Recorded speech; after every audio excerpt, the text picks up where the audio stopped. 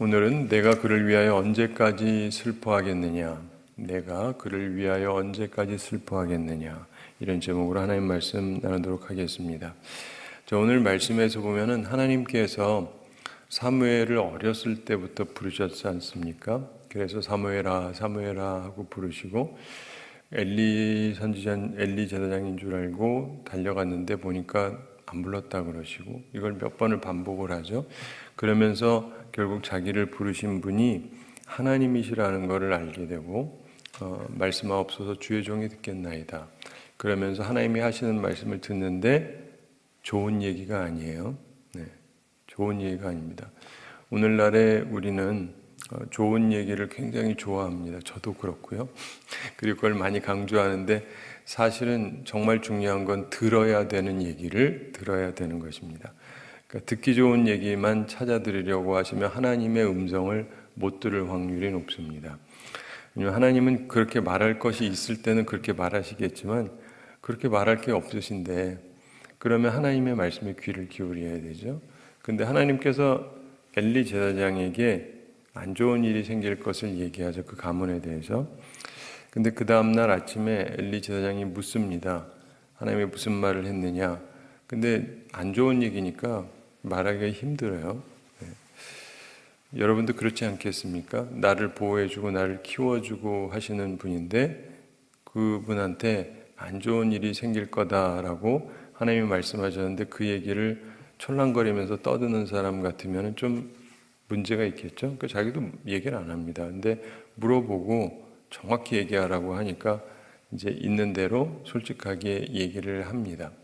자, 그때 이후로 우리가 생각을 해보면은 이 사무엘을 통해서 하나님께서 주시는 많은 말씀들, 이 부분을 잘 이해를 하셔야 돼요. 하나님께서 우리에게 주시는 게 무엇이냐? 성경에 보면은 이 사무엘이 선지자라고 그러잖아요. 선지자, 선견자 이렇게 하는데 제사장이 있고 선지자가 있습니다. 우리 대충 알죠? 근데 제사장하고 선지자하고 다 하나님께서 기름을 부으셨지만 제사장하고 선지자하고는 근본적인 차이점이 하나가 있는데, 선지자, 선견자 해서 이분들은요 하나님의 말씀을 전하는 게 제일 핵심 중에 하나예요. 그렇죠? 제사장은 제사를 드리는 거고, 그래서 물론 이들에게도 역할이 있긴 하지만 주로 백성들을 위해서 제사를 드려서 올린다면 선지자는 선포를 해야 돼요. 선포를 해야 돼요. 그럼 선지자가 주로 하는 얘기가 뭐냐? 앞으로 이런 일이 생길 거다예요. 보통 무슨 얘기하는지 아세요? 좋은 얘기하는 사람은 선지자가 아니에요. 나쁜 얘기하는 사람이 선지자예요. 잘 생각해 보세요. 제가 지금 말한 게 맞나 틀리나? 그러니까 성서학자들이 혹은 뭐 신학자들이 그렇게 말했다가 포인트가 아니고, 여러분들이, 저도 이것저것 배우고 저도 생각하고 해서 나름대로 생각을 해서 여러분한테 말씀드릴 때는 여러분도 스스로 보라는 거예요. 진짜 그런가? 잘 보시면은요, 대부분의 선지자들이 때로 좋은 얘기도 하기도 하지만 일반적으로 하는 것들은 뭐냐면 안 좋은 얘기를 참 많이 해요. 여러분, 이 사무엘 같은 경우도 첫 얘기가 엘리 집안 망한다는 얘기였거든요. 그리고 사울 왕을 세웠는데 사울 하나님이 버리셨다 그러잖아요. 오늘 당신 이웃에게 떼어서 주셨다. 뭐 이런 얘기, 좋은 얘기 아니잖아요. 그런 것처럼 물론 좋은 얘기도 있지만, 그런데 그게 왜 중요하냐면 엘리야도 그렇죠. 엘리야도 능력의 선지자이긴 한데 아합한테 좋은 얘기 별로 안 해주잖아요. 근데 이 부분에서 여러분이 잘 생각하셔야 돼요. 누가 선지자냐? 누가 하나님의 종이냐? 듣기 좋은 말 해주는 분이 아니라 필요한 말을 해주는 분이 하나님의 사자다. 이걸 이해하셔야 돼요. 오늘날 한국교회가 그거를 잃어버리셨어요. 듣는 귀를 잃어버렸어요. 그래서 마땅히 들어야 될 얘기를 해주는 분의 얘기를 들으려고 하는 것이 아니라 듣기 좋은 얘기하는 분을 좋아해요. 사실 신학교에서도 그렇게 가르칩니다. 사람들 좀 듣기 좋게 얘기를 해야 되지 않느냐. 그것도 일리가 있죠. 그런데 잘 생각해 보죠. 그게 성경을 쭉 살펴보면 그게 맞느냐? 아니에요. 근데 왜 선지자가 나쁜 얘기를 하느냐? 그래서 그대로 되는 것이 초점이냐? 그게 아니고요. 그 얘기를 듣고 그 미래를 듣고 그럼 안 되겠구나 해서 돌이키게 하는 게 선지자가 할 일이에요. 예. 지금 그대로 사시면 큰일 납니다. 애들도 그렇고 큰일 납니다. 그 얘기를 하면 정신을 차려야 돼요. 그래서 그렇게 되지 않도록. 이해가 되시죠? 그러니까 하나님의 초점은 그렇다 알게 하고 기분 나쁘게 살다가 기분 나쁜 일 터지고 그렇게 살라는 게 아니고 미리 얘기하셔서 그런 일이 생기지 않도록 하라는 경고예요. 경고의 말씀. 이해가 되시죠? 그래서 하나님이 말씀하셨기 때문에 선지자를 통해 말씀했기 때문에 그것이 꼭 이루어지느냐 이루어지는데 사실은 나쁜 얘기들은 안 이루어지는 것이 하나님의 뜻이기도 해요. 돌이키면 하나님이 그렇게 안 하시거든요. 너 죽어? 그럼 죽어야 되잖아요. 우리 생각은 그래요. 굉장히 기계적으로 생각합니다. 근데 아합 같은 경우도 그렇고 다윗도 그렇고 수많은 사람들에 대해서 하나님이 하실 때 이 사람이 좋은 왕이든 나쁜 왕이든 상관없이 이 사람이 돌이키잖아요. 회개하잖아요. 그럼 하나님의 뜻을 돌이키세요. 말했는데 우리는 말했으면 실행해야 되잖아요. 하나님은 당연히 더 그러셔야 되는데 하나님 안 그러세요. 제가 이런 얘기를 하는데 이런 얘기를 하는 분이 많지가 않고 이런 얘기를 하면 사람들이 대부분 싫어해요. 다 기계적으로 해석하고 싶어 하거든요. 그런데 진짜 성경에 깊숙이 아는 세계적인 성서학자들은 제가 말하는 것처럼 해요. 왜냐면 진짜 깊게 보면 그게 그런 거예요. 그래서 하나님을 틀로 짜가지고 하듯이 생각하지 마세요. 그런데 하나님께서 여기에서도 우리에게 그거를 가르쳐 주시는 겁니다. 자, 사무엘 입장에선 슬퍼요. 왜냐하면 자기가 그래도 세웠던 왕이니까 우리 식으로 하면 내가 대통령 세운 사람이니까. 그래서 하나님께서 이 사람을 뽑게 하셨고 뭐 겉보기도 그렇고 참 멋있고 훌륭해 보이는 사람이고 좋은 점도 꽤 있고요. 근데 이 사람이 자꾸 이 변질되어 가는데 그 마음이 슬프잖아요. 왕이 됐으면 잘해야 되는데 점점 망가져 가는 거예요. 그 마음이 불편합니다. 근데 하나님께서 오늘 말씀하시는 게 그를 위하여 언제까지 슬퍼하겠느냐 그만해라 라는 말씀을 하세요. 그럼 어떻게 해야 돼요? 스탑해야 돼요. 네. 우리가 슬퍼하는 것도요 스탑해야 될 때 스탑해야 돼요. 하나님이 하지 말라 그러면 하지 말아야 돼요. 그래야 하나님의 사람이죠. 내 감정은 내 감정인데 왜 그러세요? 이러시면 안 되고 내 감정도 조절하라고 그러시면 조절을 해야 돼요. 사무엘이 그거를 하는 사람이었어요. 그래서 하나님께서 왜 감정을 조절하게 하시냐면 그렇게 해서 딴 일을 하게 하세요. 다른 왕을 세우게 하거든요. 그렇기 때문에 조절을 해야 돼요. 이 슬픔에 잠겨 있으면 아무것도 못하죠. 여러분 살아보셔서 아시다시피 사람이 슬픔에 빠져가지고 이렇게 쭉 처져 있으면요 아무것도 하기가 싫습니다. 근데 하나님께서 그거 그만하라는 거예요. 여러분에게도 그게 필요할 수 있어요. 살다가 보면은 지금 기분이 너무 안 좋아요. 그러면 사람이 있잖아요. 아무것도 하기가 싫습니다. 저도 살면서 때때로 느끼는 게 오히려 그 하나님의 종으로 살아가기 위해서 목사 안수 받고 목사로 살고 그러면서 그때 그리고 담임 목회하면서 그때 뭐 이런 식으로 계속해서 하나님의 일을 하는 과정 속에 생각보다 슬픈 일들이 많아요. 슬프고 절망스러운 일들이 많습니다. 그러면 마음이 이렇게 무너져요. 내가 지금 여기 왜 있지? 뭐 이런 생각이 들기도 하고요. 내가 목사 해야 되나 싶기도 하고 하여간 별의별 생각이 다 들어요. 마음이 무너지면. 근데 제가 여기까지 있는 이유가 뭐겠어요? 감정 조절을 했으니까 여기까지 있지 아니면 진작에 저 여기 앉아 있을 거예요. 근데 하나님께서 새로운 사명을 주면 그 사명 따라 가야 되잖아요. 근데 이게 우리가 가능해야 돼요. 자, 오늘 말씀을 보면서 여러분도 이 부분을 배우시면서 스스로의 모습을 잘 점검하셔서 하나님의 인도하심을 꼭 계속 받으시며 사시게 되기를 바랍니다. 자, 이세 아들 중에서 하나님께서 왕을 예비하십니다. 그게 오늘 말씀에 나오는 것인데 하나님께서 사무엘에게 지시하시죠. 1절 함께 읽어보겠습니다. 여호와께서 사무엘에게 이르시되 내가 이미 사울을 버려 이스라엘 왕이 되지 못하게 하였거늘 내가 그를 위하여 언제까지 슬퍼하겠느냐. 너는 뿔에 기름을 채워 가지고 가라. 내가 너를 베들레헴 사람 이새에게로 보내리니 이는 내가 그의 아들 중에서 한 왕을 보았느니라 하시는지라. 아멘. 여호와께서 사무엘에게 이르시되. 자, 사무엘은 사울로 인해서 슬퍼하고 있었습니다. 말은 그렇게 했지만 마음이 슬픈 거예요. 여러분, 내가 한때 좋아했고 내가 선택했던 사람이 무너지는 걸 보면 나도 화가 나서 뭐라고 할 수는 있지만 여전히 슬프긴 하지 않습니까? 대부분 내가 처음부터 미워하던 사람, 나쁜 놈 이러던 사람을 하나님이 어떻게 한다고 해서 슬퍼하는 사람은 별로 없습니다. 잘 됐다 이럴 수 있죠. 근데 그게 아니거든요. 내가 보기에도 참 괜찮은 사람, 그래가지고 이렇게 했는데 이 사람이 무너지는 걸 보고 하나님도 그 사람을 버리셨다 그러니까 마음이 아픈 거예요. 자기 마음이 아파요.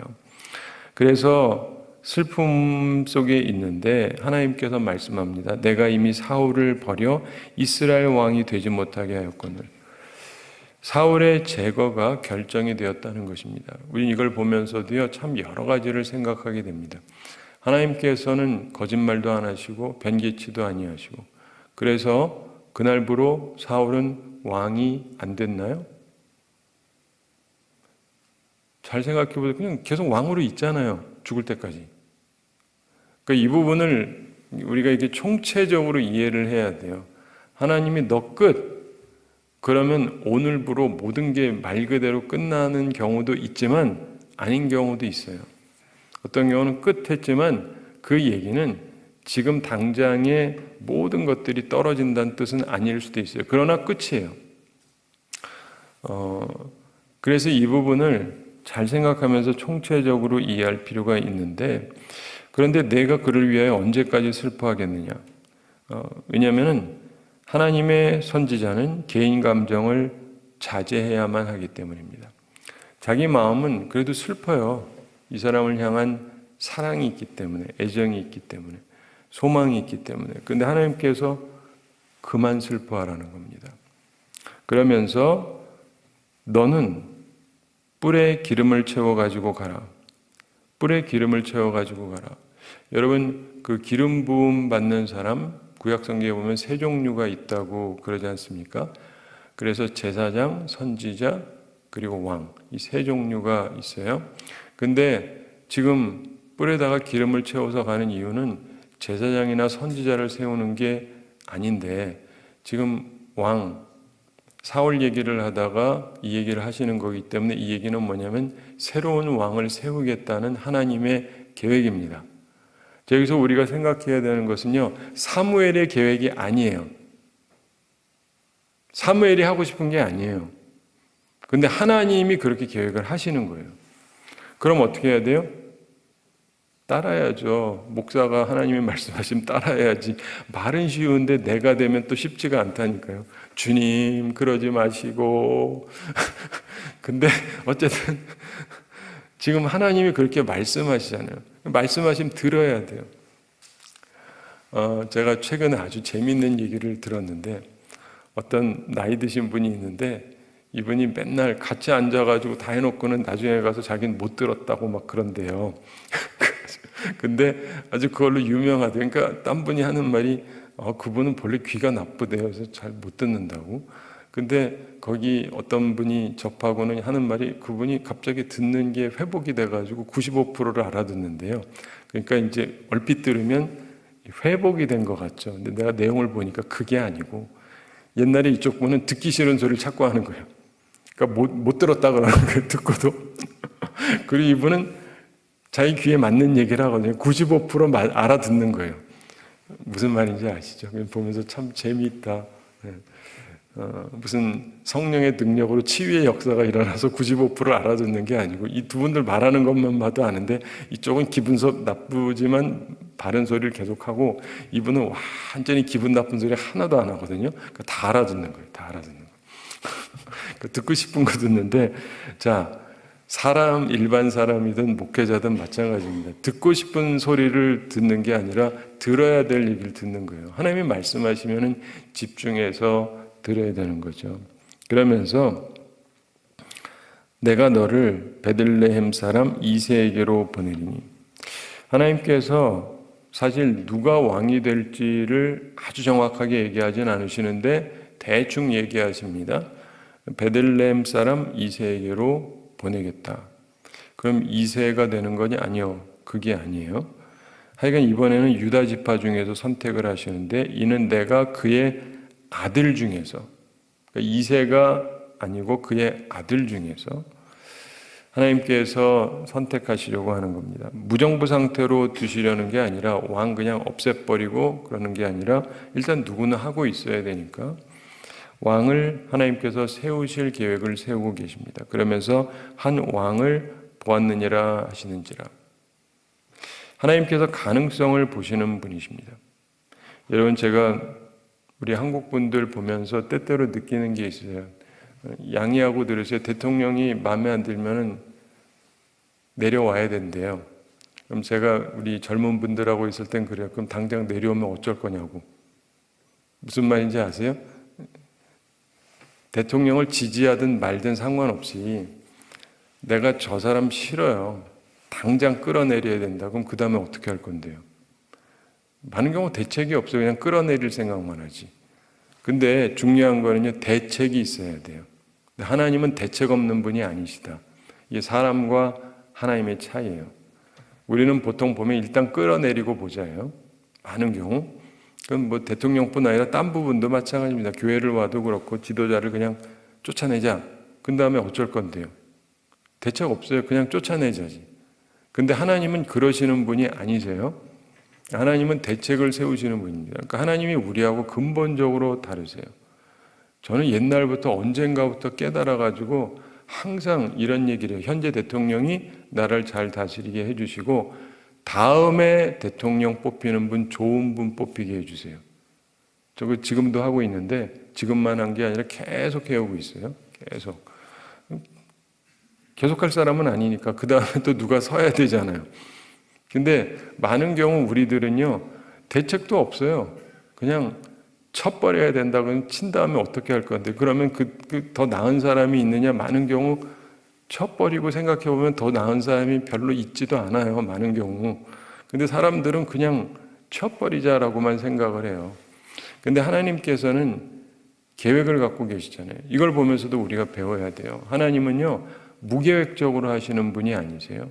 그리고 이걸 우리한테 가르쳐 주시잖아요. 그래서 우리도 하나님의 사람으로서 깨달음을 갖고 살아야 됩니다.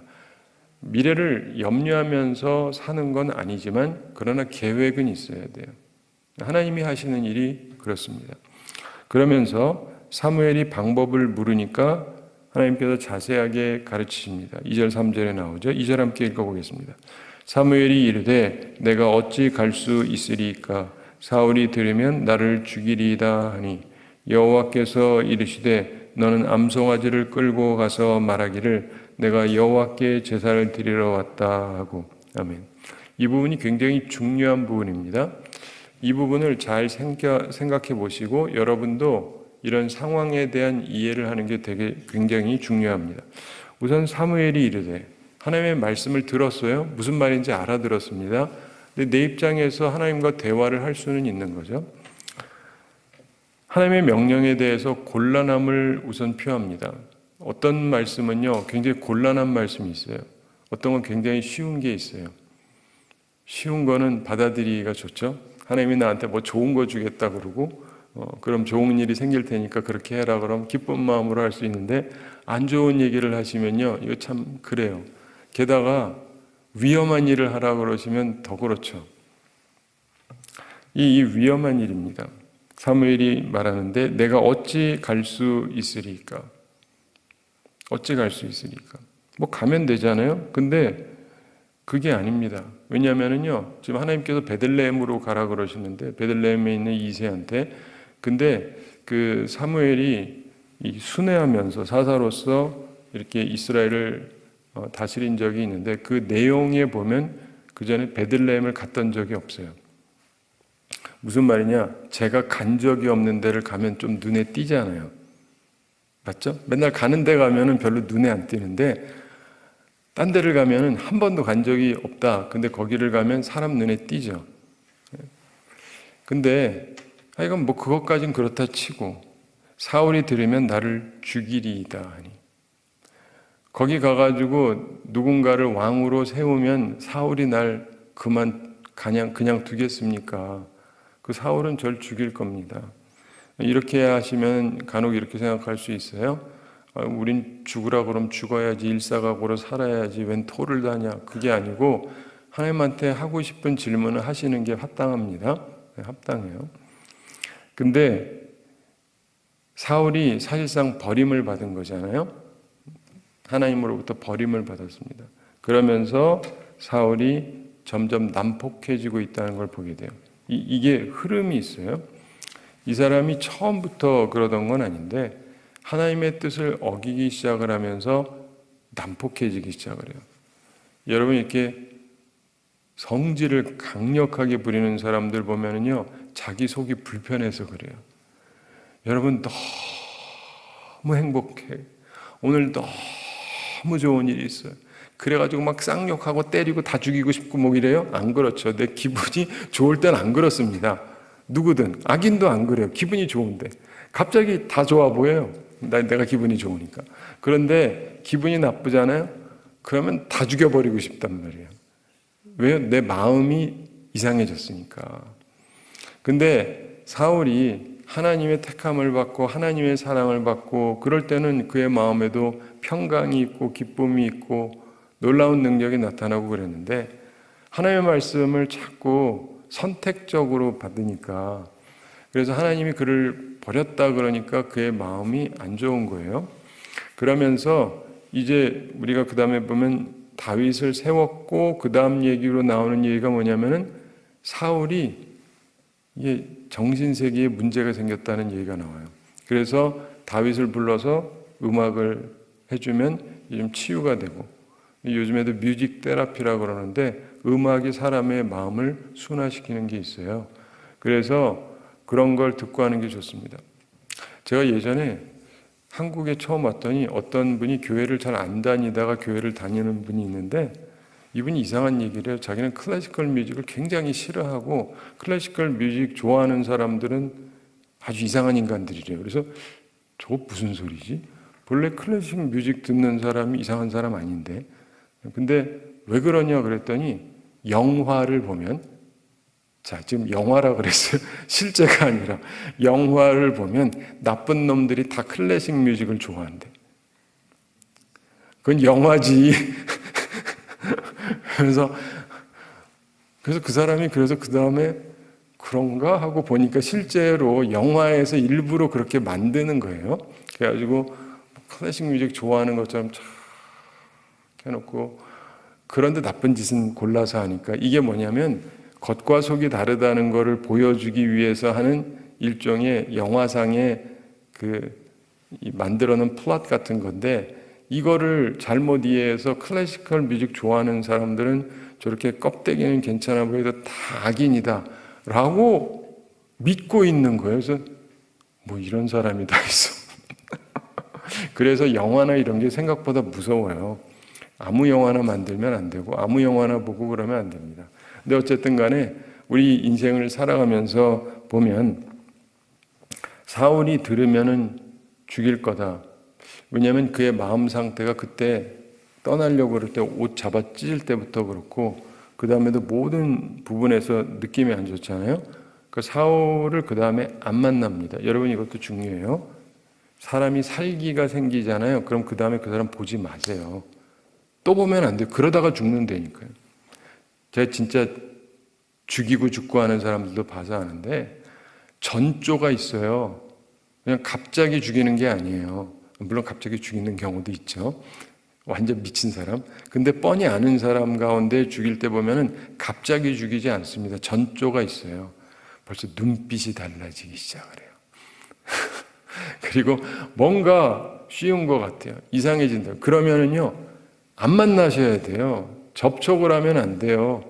아유, 그래도 내가 밥이라도 잘 사주면 나한테 잘해주겠지. 최근에 들으셨잖아요. 밥 잘 대접하려고 그러는데 아버지가 총 갖고 와가지고 쏴 죽인 경우. 근데 누가 들으면은 잘해줬는데 왜 저래? 근데 그게 아니라 보면 전조가 있어요. 그렇기 때문에요, 이게 아니면은 끊어야 돼요. 아무리 나랑 가까워도. 제가 목사로서 살면서 느끼는 것은 진짜 많은 분들을 보면서 느끼는 게 어떤 분들한테는 이런 말이 필요가 없어요. 괜찮게 살고 있으니까. 저건 무슨 소린가? 그런데 그게 아니고 어떤 분들은요, 진짜 이상한 사람이랑 사는 경우는요, 끊어버려야지. 안 그러면 죽습니다. 제가 죽는 사람을 봤어요. 교회 안에서, 교인들 가운데. 남편이 아내를 죽여요. 진짜로. 살인 미수도 있고 진짜 죽인 경우도 있고. 제가 이런 거를 봤기 때문에도 제가 이런 말을 하는 거예요. 괜히 뭐 영화 보고 하는 얘기가 아니라 실제로 봤기 때문에. 그래서 무조건 뭐 참아라, 무조건 잘해줘라, 무조건 잘 지내라. 그래가지고 되면 좋죠. 근데 아닌 사람은 아닌 거예요. 제가 언젠가도 한번 말씀드렸는데 어떤 목사님이 교회에서 좀 어려운 것 같아요. 그러면서 우리 목회자들 있을 때 얘기를 하더라고요. 했더니 어떤 분이 얘기하기를 그 경우는요, 목사님 이렇게 장로님들한테 얘기하면 된대요. 그래서 제가 듣고 뭐라 그랬는지 아세요? 그거는 괜찮은 장로님들한테 통하는 거죠. 아무한테나 다 통하는 게 아니에요. 신사적으로 얘기해서 통하면 그거야 좋은 당회죠. 근데 어떤 사람은 그래가지고 통하지가 않아요. 근데 그분한테 제가 그 전에도 얘기를 했거든요. 전부터 자꾸 여러 해 동안 보는데 힘들어하는 것 같아요. 그래서 그러지 말고 떠나셔서 딴 데를 가시든가. 그랬더니 가긴 어딜 가니요. 그러더니 암이 걸렸어요. 속병이 되니까. 근데 그러고도 암이 걸렸으니까 안 괴롭힐 것 같잖아요. 그런데도 괴롭히는 거예요. 아예 이 악질들은요, 스탑을 할 줄을 몰라요. 근데 그러니까 여러분이 기억하시라고 제가 얘기하는 게 목사님이 그랬는데 어떤 데가 그렇다. 이 얘기를 기억하라는 게 아니고 여러분 스스로가 살아가다가 나로서는 최선을 다하는데 저쪽에 눈빛이 이상해요. 그러면은 하나님이 나한테 감각을 주신 거니까 끊어야 돼요. 사울이 그렇게 변하고 나서 사무엘이 안 봤으니까 편안하게 죽었지, 이해가 되시죠? 아니면은 비참하게 죽었을 수도 있어요.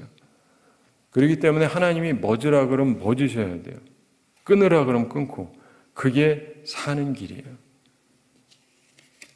그러면서 나를 죽일 거라고 얘기하는데, 왜냐하면 그때 사울이 실질적인 왕이지 않습니까? 권력을 갖고 있는 사람이거든요. 수천 명의 상비군을 이미 가지고 있고. 근데 그를 대신해서 다른 사람을 왕으로 기름을 부으면 이게 뭐예요? 그게 소위 말하는 반역입니다. 반역이에요. 그리고 소위 내란의 소지가 있는 거죠. 확연하잖아요. 왕이 있는데 무슨 다른 왕을 세워요. 그럼 내란을 일으킨다. 이렇게 죄목이 붙을 수가 있어요. 그래서 죽임을 당할 수 있는데 죽임 당하지 않더라도 최소 투옥되거나 추방당할 가능성도 있겠죠. 그런데 사무엘은요, 투옥되거나 추방당할 수도 있다라가 아니라 저를 죽일 겁니다. 사무엘이 감각이 없는 사람이 아니라 사람을 많이 봤을 거 아니에요? 근데 지금 이 사람의 상태를 보면 내가 그러면 저 사람 나 죽인다요. 죽일 수도 있다가 아니라, 네? 그렇죠? 사울이 들으면 나를 죽일 수도 있습니다가 아니라 나를 죽일 겁니다. 아주 명료해요. 하나님 앞에서. 왜냐면 자기가 보기엔 이거 확연한 거거든요. 하나님 날더러 죽으라고 하시는 것입니까? 근데 그때 이제 이때에도 하나님이 뭐라고 말씀하시느냐를 집중해야 돼요. 하나님이 그래 어쩌겠냐, 가서 얘기하고 죽어라 라고 하면 말씀을 들어야죠. 근데 하나님이 그렇게 말씀하시지 않았어요. 이 경우에 우리에게도 이게 필요할 수 있어요. 내가 무엇을 하려고 할 때 어떻게 할 것이냐, 하나님이 주시는 이 지혜의 말씀을 염두에 둘 필요가 있습니다. 여호와께서 이르시되, 하나님의 답변입니다. 너는 암송아지를 끌고 가서, 웬 또 암송아지 얘기가 나오죠? 암송아지를 끌고 가서 말하기를 내가 여호와께 제사를 드리러 왔다 하고, 여호와 하나님께 제사 드리려고 여기 왔다. 그리고 자기가 재물까지도 가지고 가는 거예요. 이 얘기가 뭐냐면 안전 조치를 취해 주시는 것입니다. 적당하게 말할 것을 알려주셨던 것입니다. 기밀이 누설되지 않도록. 그래서 그래도 해라. 위험이 있다 할지라도 해라가 아니라 위험하지 않게 하는 방법을 하나님께서 알려주셨던 것입니다. 그러면서 3절 함께 읽어보겠습니다. 이새를 제사에 청하라. 내가 내게 행할 일을 가르치리니 내가 내게 알게 하는 자에게 나를 위하여 기름을 부을지니라. 아멘. 하나님께서 이새를 제사에 청하라 이렇게 얘기하십니다. 이 제사라고 하는 것은 자바흐라고 해서 잔치가 수반된 제사를 의미한다고 봅니다. 그러니까 이건 그냥 제사만 드리는 게 아니라 제사를 드리고 잔치라는 거예요. 우리도 때에 따라서 예배를 드리는데 예배 드리고 잔치하는 수도 있잖아요. 말하자면 그런 형태를 지금 여기서 이야기하는 것입니다. 그래서 제사를 드리면서 이새를 청해서 부르라고 가르치시는 것이죠. 함께 잔치할 거니까. 그러면서 참된 이유를 일단 숨기고 진행을 합니다. 그래서 그가 가지고 있는 계획, 다른 목적, 그걸 숨기라고 하십니다. 하나님이 항상 그러시는 건 아니에요. 어떤 경우 굉장히 정확하게 얘기하시죠. 근데 이 경우에는 그렇게 말씀하십니다. 그리고 사무엘의 안전을 위해서 그 얘기를 하세요. 하나님께서도 사무엘이 비참하게 죽는 것을 원하지 않으셨던 것 같습니다. 그러면서도 사무엘을 보호하되 하나님의 뜻을 성취하기 위해서 이 사람이 필요하기 때문에 일을 진행하되 그를 보호하는 일을 하셨던 것 같습니다. 그러면서 내가 내게 행할 일을 가르치리니, 지금은 다 알려주시지를 않습니다. 그러나 그때 알려주실 것입니다. 우리가 나중에 보면은 이세 아들들을 청하게 되죠. 그리고 나중에 보면은 마지막 아들이 막내가 되는데 하나님이 지금 그 얘기를 안 하세요. 그래서 이세가 데리고 옵니다. 나중에 또 보겠지만 첫 아들부터 딱 와요. 근데 왜 그렇게 하실까요? 그건 우리는 모르죠. 근데 한 가지 분명한 것은 하나님이 처음부터 막내야 그랬으면 편안하잖아요. 막내 데려오세요. 그럼 편안한데 사무엘한테 안 가르쳐 주신 거예요. 그러니까 하나님께서 하나님의 사람에게도 모든 걸 다 가르쳐 주시지 않아요. 가르쳐 주시기는 필요한 것은. 그래야 일을 진행하니까. 근데 하나님의 때 필요할 때 그 다음을 가르쳐 주세요. 이 원리를 여러분이 잘 이해를 하셔야 돼요. 내가 처음부터 다 알고 가는 게 아니고 하나님께서 필요한 부분만 말씀하세요. 그럼 나는 그것만 기억하고 가면 돼요. 그 다음에 하나님께서 그 다음에 풀어주세요. 하나도 걱정할 게 없는 게 하나님의 인도하심을 받을 생각을 하고 순종할 생각을 하면 하나님은 계속 말씀해 주세요. 그대로 하면 돼요. 다 가르쳐 주지 않으면 안 합니다. 뭐 아들이요? 몇째 아들이요? 정확히 얘기 안 하시면 안 갑니다. 이렇게 하는 게 아니고 하나님이 얘기하시잖아요. 가면 내가 얘기해 주겠다고. 그러면서 내가 내게 알게 하는 자에게 나를 위하여 기름을 부을지니라. 하나님께서 알려주시겠다고 약속하십니다. 그 중에 누가 될 건지. 근데 지금은 안 가르쳐 주세요. 근데 그때 되면 알려주겠다. 자, 이걸 보면서 우리가 생각할 게 있습니다. 말씀을 정리하면서 사람들이 갖고 있는 질문들이 있습니다. 모든 사실을 다 알려줘서 상대방이 상처를 입거나 크게 해가 될 위험이 있을 때에도 사실을 있는 그대로 알려줘야만 하느냐? 여러분, 대인관계에서 상대방에게 솔직하다면 파괴될 관계가 한두 개가 아니에요. 여러분 마음의 계획과 생각을 있는 그대로 다 말하면 파괴될 관계가 한두 개가 아닙니다. 그런 분들이 많아요. 살다가 보면 뜻이 맞지 않을 때도 있고 말로 표현해서는 안 되는 그런 생각을 하게 되는 경우도 있습니다. 자기만 알고 있으면 될 일을 구태여 입 밖에 낼 필요가 없지요. 특별히 악한 자에게는 더더욱 그렇습니다. 근데 큰 어려움을 당하는 사람들을 보면은요, 자기가 하고 싶은 얘기를 막 해버려요. 자기가 하고 싶은 얘기를. 큰일 나요. 예전에 김정일 때였던 것으로 기억나는데, 어떤 분이, 어느 목사님이세요. 이분은 자기 하고 싶은 소리 막 해대요. 그러면서 대신에 하나님께서 주시는 진정한 감동이라면 하는 건 상관이 없지만, 그게 아니라 그냥 입이 가벼운 그런 분들 있죠. 막 하면서 김정일에 대해서 이렇게 하면서 편지까지 썼대요. 근데 좋은 말이 아니라 나쁜 말을. 근데 그쪽에서 연락이 왔답니다. 김정일이 본 건 아니에요. 선생 또 그러면 죽여버린다고. 그 다음부터 이분이 입을 안 열어요. 무슨 말인지 아시겠어요? 함부로 떠들 일이 아니에요. 아무에 대해서나 아무렇게나, 그것도 우리가 그냥 여기 바깥에서 대통령 욕하는 거는 뒤에서 하는 거니까. 그런데 지금은 청와대가 아니지만 하여간 거기까지 가가지고 당신 어쩌고 저쩌고 그러고 막 이렇게 하면서 아주 안 좋은 사악한 말을 막 하게 되면은 그쪽이 가만히 있을 것 같으세요? 그 대통령이 누구든 간에. 그러니까 어떤 말을 함부로 하면 안 돼요. 내가 하나님이 하라고 하시면 해야죠. 근데 함부로 할 일은 아니에요. 북한에 언제든지 가가지고 말할 수 있죠. 근데 가서 말하기 전에 잡혀가지고 죽거나 어디 끌려가거나 그럴 확률이 훨씬 더 높습니다. 내 마음대로 다 되나요? 근데 사람이 살아가면서 보면 최소한의 지식은 갖고 살아가야죠. 근데 너무나 많은 사람들이요, 내가 하고 싶은 소리 하는 게 사실이라고 진실이라고 생각하는데 아닙니다. 우리 간혹 이런 얘기를 하죠.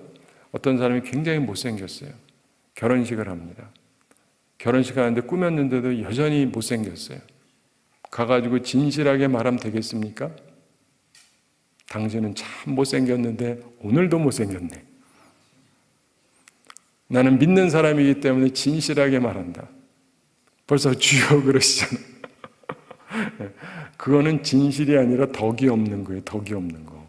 남의 결혼식에 가가지고 무슨 판을 깰 일이 있습니까? 뭐 그런 소리를 해요. 그렇죠? 그런데 우리가 살아가면서 보면 많은 분들이요, 내 하고 싶은 소리 있는 대로 다 뱉는 게 잘하는 걸로 생각하는 분들이 있는데 그렇지 않습니다. 그러므로 우리가 하나님 앞에서 온전하게 살아가야 되는 것이죠. 말씀을 맺으면서 생각할 것, 내가 그를 위하여 언제까지 슬퍼하겠느냐? 내가 그를 위하여 언제까지 슬퍼하겠느냐? 여러분이 가지고 있는 어떤 슬픔의 감정과 그 상태에 대해서 이제 그만 슬퍼하고 새로운 사명을 위해서 전진하라. 이런 말씀이 있죠. 사랑하는 성도 여러분, 우리가 살아가면서 보면은요, 사실은 그걸로 계속 맺다가 사무엘이 끝났다면 사무엘 인생 자체가 실패한 인생으로 끝나요. 그런데 하나님께서 주신 새로운 사명을 가지고 다윗을 세웠기 때문에 우리가 사무엘을 다 높게 평가해 주는 거죠. 그렇죠? 네. 다윗을 세웠으니까. 그래서 우리가 살아가면서 하나님께서 우리에게 주시는 사명이 무엇인지 정확히 붙잡고 살아가고, 그리고 하나님께서 이건 이제 끝내고 새로운 사명을 주시면 그걸 또 받고 살아가야 돼요. 그래서 하나님께서 기뻐하시는 하나님의 계획을 이룩하면서 하나님께 영광 돌리며 살아가는 우리 모두가 되기를 바랍니다. 우리 함께 기도하겠습니다. 사랑의 하나님 아버지, 우리가 살아가면서 보면 슬픈 일이 생길 때도 있고 우리들의 마음속에서 계획대로 안 돼서 힘들 때도 있는데, 그런데 하나님께서 새롭게 말씀하실 때 우리가 들어야 될 바를 듣고 전진할 수 있는 사람들 되게 하여 주시옵소서. 사무엘 선지자가 하나님 앞에서 들어야 될 것을 듣고 하나님께서 전환하실 때 그 말씀대로 따라감으로 복된 인생을 살아갔던 것처럼 우리도 하나님 앞에서 온전한 인생을 살아가는 주의 사람들 다 되게 하여 주시옵소서. 주님, 저희들은 심히 부족합니다. 심히 어리석습니다. 하나님께서 주의 성령으로 저희들을 도와주시고 온전한 마음을 가지고 주님을 섬기며 살아가게 하여 주시고, 저희들의 귀를 하나님께서 만져주셔서 들을 귀를 갖고 살아가게 해주시고 하나님의 말씀과 하나님의 음성을 듣고 주의 인도하심을 따라 살아가는 온전한 주의 사람들 다 되게 하여 주시옵소서. 주님, 우리 성도들 기억하셔서 영육 간의 강건함을 더해 주시고 일용할 양식 공급해 주시고 시험에 들지 않고 악과 싸워 이기는 주의 용사들이 다 되게 하여 주시옵소서. 주님, 우리를 사랑해 주심을 감사합니다. 그 사랑을 오늘도 우리가 느끼면서 살아가게 해주시고 우리도 하나님을 사랑하며 하나님을 기쁘시게 하는 아름다운 삶을 살도록 우리에게 힘과 능력을 더하여 주시옵소서. 감사드리며 예수님의 이름으로 기도드리옵나이다. 아멘.